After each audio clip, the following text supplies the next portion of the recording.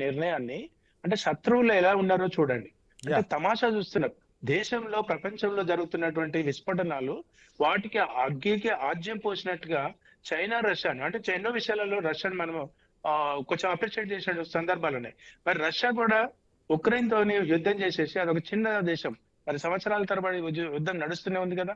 ఆ రోజుల్లో కూడా మనం చూసాం. ఒక చిన్న పాప అమెరికన్ రష్యా సైనికులను చూసేసి ఉక్రెయిన్‌లో మీకు మా దేశంలో ఏం పని ఉంది అని ఒక యెస్. సైనికుడిని అది చిన్న పాప క్వశ్చన్ చేస్తే క్వెషన్ అది చేసింది. వరల్డ్ అది పెద్ద వైరల్ అయింది. ఇవాళ అదే పరిస్థితి ఎక్కడైనా చిన్నపిల్లలు ఇరాన్ లో చనిపోవడమే కాదు, అమెరికాలో చనిపోయినా, ఇంకో యాహ్! దేశంలో చనిపోయినా, ఎవరు చనిపోయినా చనిపోవడం అది మనం ఖండించాల్సిన విషయం, బాధ్యత అది. అయితే ఇక్కడ వచ్చినటువంటి ఇబ్బందికరమైనటువంటి పరిస్థితి ఏంటంటే వాళ్ళ చైనా, రష్యా అంటే ఆల్టర్నేటివ్ కంట్రీస్ వీటికి ఏది పెద్దన పాత్ర అనుకున్నటువంటిది. అంటే అమెరికాకు ఐక్యరాజ్య సమితి తీసుకున్నటువంటి నిర్ణయాన్ని మనం స్వాగతించేస్తే అక్కడ సమస్య పరిష్కారం అయిపోతుంది. యాహ్! ఆ పరిష్కారం జటిలంగా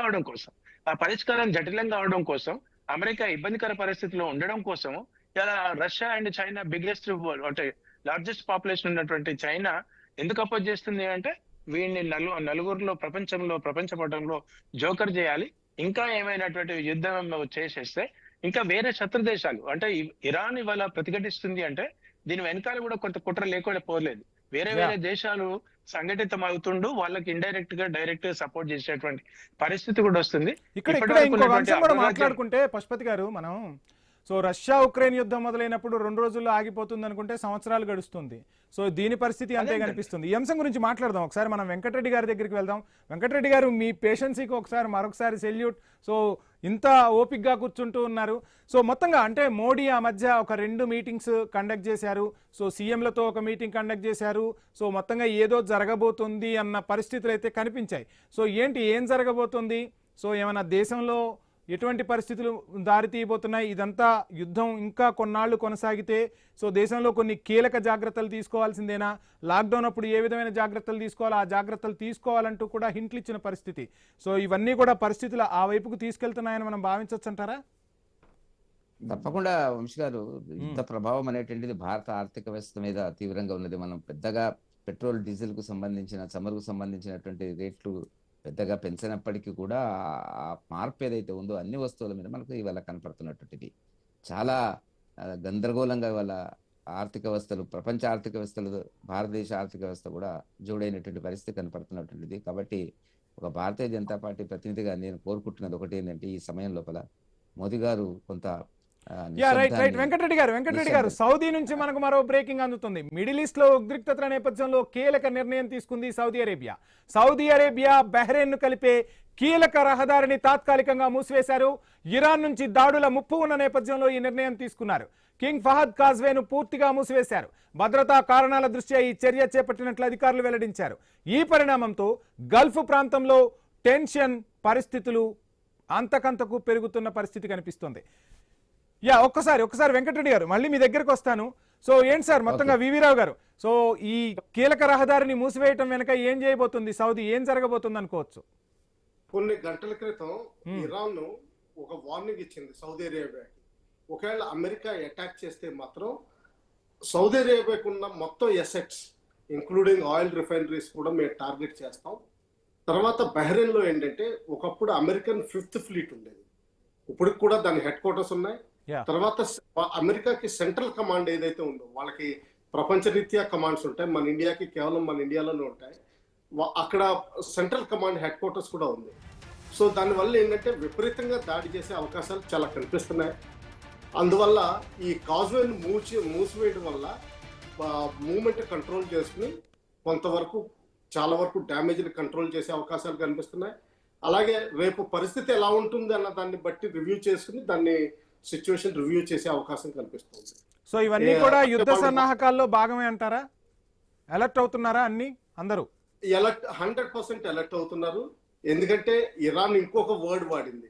ఇప్పటి వరకు వాడిన మిసైల్స్ దాడి ఇవన్నీ ఒక వంతు అయితే రేపు దీన్ని డబుల్ చేస్తామని చెప్పారు. నేను అదే క్వశ్చన్ మిమ్మల్ని అడుగుదాం అనుకున్నాను, ఈ లోపు బ్రేకింగ్ వచ్చేసింది. సో అసలు ఇరాన్ ఆయుధ బలం ఎంత సార్, అసలు ఎట్లా తయారు చేసుకుంటున్నాయి? అండ్ ఇక్కడ ఇంకొక అంశం కూడా తెరపైకి వస్తుంది, మనం చాలా మాధ్యమాల్లో చూస్తున్నాం, ప్రింట్ అండ్ ఎలక్ట్రానిక్ మీడియాలో కూడా. రివర్స్ ఇంజనీరింగ్, రివర్స్ టెక్నిక్ అనేది ఒకటి వాడుతున్నారంట. అంటే అవతల దేశం ఆయుధం ఏదైనా దొరికితే సో దాన్ని వీళ్ళు కూడా ఎలా తయారు చేయాలని, చివరికి అమెరికా కాపీ కొట్టిందని చెప్పి కూడా సెటైర్లు పేలుతున్న పరిస్థితి. ఏంటి అసలు ఈ రివర్స్ ఇంజనీరింగ్ సంబంధించి? ఇరాన్ కి అంత క్షమత లేదండి. రివర్స్ ఇంజనీరింగ్ అన్నది మన ఇండియాలో కూడా అంత కెపాసిటీ లేదు. మనం ఏదైనా సరే బోయింగ్ ఎయిర్ క్రాఫ్ట్ విప్పేసి దాన్ని మనం తిరిగి తయారు చేసే కెపాసిటీ లేదు. అలాగే ఇరాన్ కూడా లేదు. ఇది బేసికలీ ఏంటంటే చైనా విపరీతంగా సపోర్ట్ చేస్తుంది. యాక్చువల్లీ యుద్ధంలో బిగ్గెస్ట్ బెనిఫిషియరీ నాకు కనిపించేది చైనా. ఎస్, వాళ్ళకి ఆయిల్ వెనెజులా నుంచి కట్ అయిపోతుంది, ఎక్కడి నుంచి కట్ అయిపోతుంది, కానీ వాళ్ళకున్న టెక్నాలజీ, సైబర్ వార్ఫేర్ అంటే ఇన్ఫర్మేషన్ వార్ఫేర్, తర్వాత శాటిలైట్ ఇమేజరీ, కమ్యూనికేషన్ సెటప్, ఇవన్నీ ఇస్తూ ఇరాన్ కి పరోక్షంగా సపోర్ట్ చేస్తున్నారు, డైరెక్ట్ గా ఇన్వాల్వ్ కాకుండా. రివర్స్ ఇంజనీరింగ్ చేయడానికి కూడా చాలా క్షమత కావాలి, అంత ఈజీ కాదు. ఫర్ ఎగ్జాంపుల్ ఇజ్రాయెల్ కూడా 1948 లో ఒక MiG-21 విమానం రష్యా నుంచి దొంగతనం చేశారు. అంటే లిటరల్లీ ఫైటర్ ఎయిర్ క్రాఫ్ట్ ఆ రోజుల్లో దొంగతనం చేశారు. Latest air craft in the world, ఇంకా ట్రయల్ స్టేజ్ లోనే ఉంది. ఒక జూయిష్ పైలట్ ని వాడి తీసుకొచ్చారు. వాళ్ళు రాత్రికి రాత్రి మనం ఎలా కూర్చున్నామో ప్రైమ్ మినిస్టర్ ఇంట్లో సమావేశం అయింది ఆ రోజుల్లో. అయ్యి వాళ్ళ ప్రైమ్ మినిస్టర్ ఇదే చెప్పారు, పొద్దున్న కల్లా దీన్ని విడగొట్టేసి మన కన్సర్న్లందరినీ పిలిచి దీనికి మక్కి కాపీ చేసి నాకు 2 నెలల్లో ఒక విమానం తయారు చేసి ఇవ్వండి అన్నారు. అందరూ సైంటిస్టులు నవ్వారు. ఇలా కాదు, దీనికి మెటలర్జీ ఉంటుంది, దానికి స్పెషల్ ఎక్విప్మెంట్ కావాలి, దానికి ఫోర్జింగ్ ఇటువంటి టెక్నిక్స్ ఉంటాయి, తర్వాత దానిలో ఏవియానిక్స్ ఉంటాయి, ఇవన్నీ మాకు చాలా సమయం కావాల్సి ఉంటుందంటే అప్పుడు అడిగారు ఎంత సమయం కావాల్సి ఉంటుందంటే వాళ్ళు 5 సంవత్సరాలు అడిగారు. 5 సంవత్సరాలు అడిగిన తర్వాత 4.5 సంవత్సరాల్లో వాళ్ళు అటువంటి విమానం తయారు చేయగలిగారు. అయితే ఇరాన్కి ఇంత క్షమత లేదు. రివర్స్ ఇంజనీరింగ్ అన్నది చిన్న చిన్న వాటిని చేయొచ్చు, కానీ అమెరికా చేస్తుందంట కదా. ఇరాన్ డ్రోన్లు ఇంత తక్కువకి చేసి మన మీద దాడులు చేస్తున్నారని అమెరికాలో స్టార్ట్ అయిందంట, వాస్తవం ఉందంట. ఇవన్నీ ఏంటంటే అండి, మామూలుగా సోషల్ మీడియా విపరీతంగా పనిచేస్తున్నాయి. విపరీతంగా ఎవరి మట్టుకు వాళ్ళు. నేను ఇందాక ఒక సోషల్ మీడియా పోస్ట్ చూశాను. అందులో పోప్ ట్రంప్ గారిని విమర్శిస్తున్నారు చాలా తీవ్రంగా. వెంటనే అర్థమవుతోంది అది ఏఐ చేసిన ఇమేజ్ అని. ఎందుకంటే పోప్ కొనాల్సిన యాంబియన్స్ అందులో కనిపించలేదు. సో వెంటనే ఏఐ అని తెలుస్తోంది. ఇటువంటి చాలా నడుస్తున్నాయి. రివర్స్ ఇంజనీరింగ్ అమెరికా నుంచి తీసుకోగలిగితే మనం ఐఫోన్ మన ఇండియాలో ఎప్పుడో తయారు చేసాం. చెప్పండి. రైట్, ఒకసారి మనం పశుపతి గారి దగ్గరికి వెళ్దాం. పశుపతి గారు వాయిస్ క్లియర్ ఉంది. రామ్మోహన్ గారు మీరు వెళ్ళిపోయారు అనుకున్నాను నేను. Please continue sir. 2 నిమిషాలు. ఎందుకంటే ఇంతకుముందు మనం వీవరా గారు చెప్పినట్టు త్వరగా చెప్పానంటే అమెరికానేమో ప్రజాస్వామ్య దేశం కదా, బృందంగా వ్యవహరించాల్సిన అమెరికానేమో నియంత్రణ వ్యవహరిస్తున్నది. ఇటు పక్కనేమో మనకు